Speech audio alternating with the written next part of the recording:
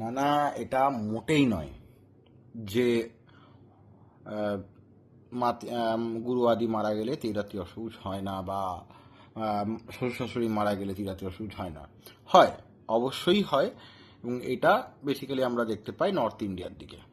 আমাদের পশ্চিমবঙ্গে আমরা যেটা পালন করি সেটা হচ্ছে বৃহন্মনু থেকে পাওয়া যাচ্ছে, মাতুলে শ্বশুরয়ে মিত্রে গুরৌ গুরবাঙ্গনাশুচ অশৌচাং পক্ষিণীং রাত্রিং মৃতা মাতা মহি যদি।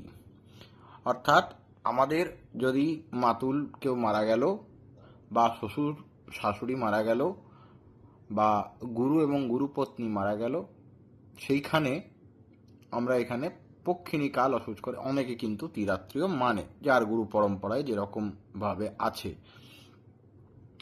তো পক্ষিণী রাত্রি আমরা অসৌচ কিন্তু করে থাকি। এই ভিডিওটা নিয়ে আপনাদের যদি কোনো প্রশ্ন থাকে তাহলে আমাকে কমেন্ট করুন। এই ভিডিওটা লাইক করুন যদি ভালো লেগে থাকে, আর শেয়ার করুন যাতে অন্যরাও জানতে পারে। ধন্যবাদ।